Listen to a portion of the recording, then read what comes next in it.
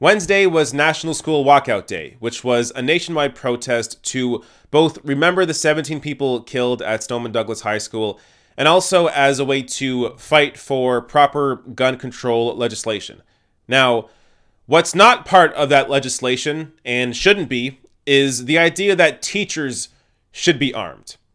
So, I want to go a little deeper into how dumb of an idea this is. Now, full disclosure, I'm Canadian.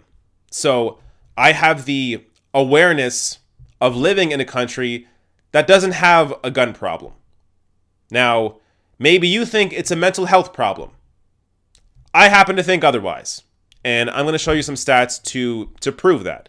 But first, so when I read this about Florida implementing this idea of arming teachers, I thought it was a joke. But it's apparently actually happening. So this from Think Progress. The proposal to arm educators as a deterrent to school shootings has been gaining steam in the wake of a mass shooting at a high school in Parkland, Florida last month that left 17 dead. Florida state legislature passed such a proposal in recent days, and Alabama and Mississippi are taking up their own bills that go further than Florida's in many respects. Michigan, Maryland, and New York have all considered passing similar bills as well.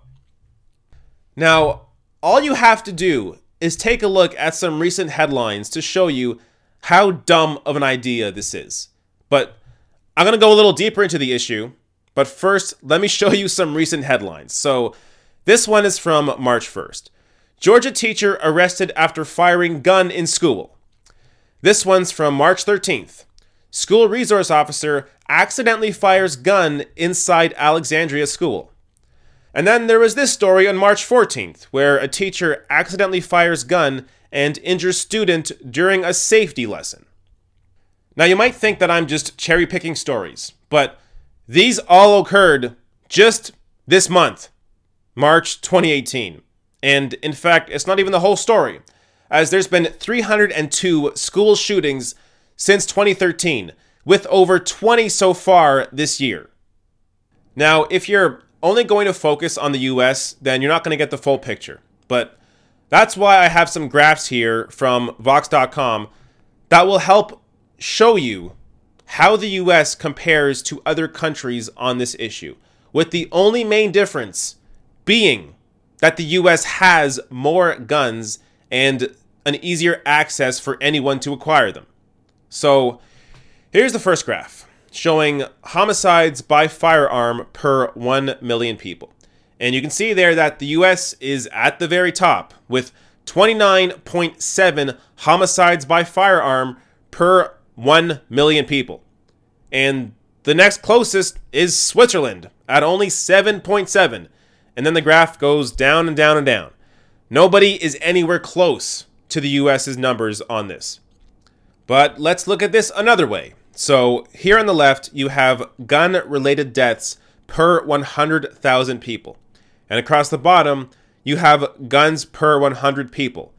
And once again, the US is an outlier, with both the most gun-related deaths per 100,000 people and the most guns per 100 people at about 90, with nobody coming anywhere close.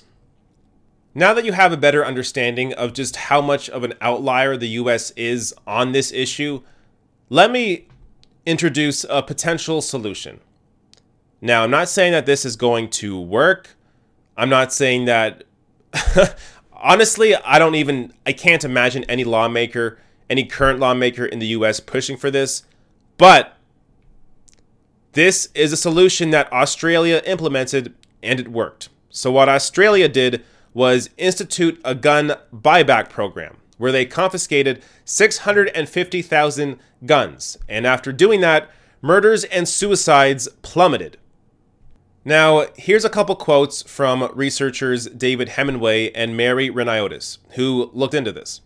First, the drop in firearm deaths was the largest among the type of firearms most affected by the buyback. Second, firearm deaths in states with higher buyback rates per capita fell proportionately more than in states with lower buyback rates. While the 13 gun massacres, the killing of 4 or more people at one time, occurred in Australia in the 18 years before the Australia gun control law, resulting in more than 100 deaths, in the 14 following years and up to the present, there were no gun massacres. Is that clear enough? Before Australia implemented their gun buyback program, there were mass shootings or massacres, killings of 4 or more people at one time. That happened when Australia still had their guns. Then Australia implemented their gun buyback program, took over 650,000 guns off the street. Then there were no massacres. Can this be explained any easier? Guns, more guns directly lead to more gun deaths. So the idea of putting more guns in a school, the idea that somehow is going to stop the killing of individuals in that school is just incorrect. Yes, maybe there'll be one lucky chance that a teacher will shoot a school shooter. But there is more of a chance that that gun, or any gun in that school, there is more of a chance that that gun is going to be used against a student or a teacher in that school. That's just the facts.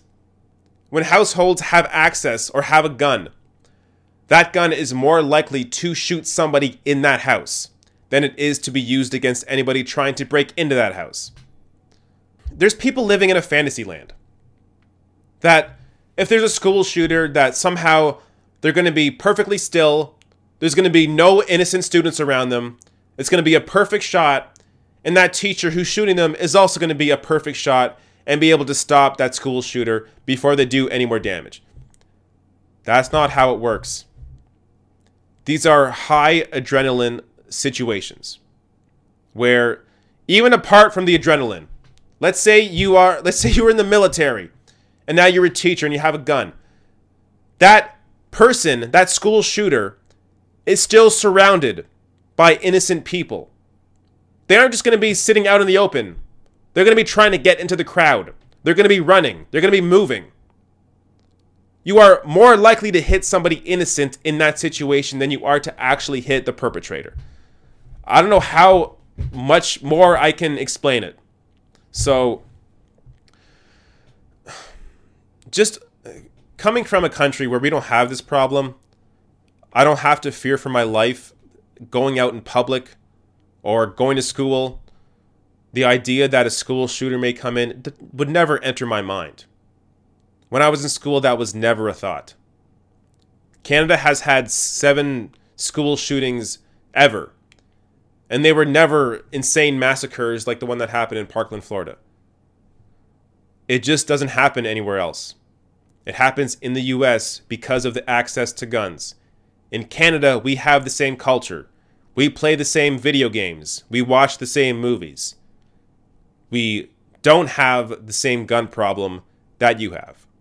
Hey, if you like this video, hit that subscribe button below and consider throwing me a few bucks on Patreon at patreon.com/therationalnational or therationalnational.com/join.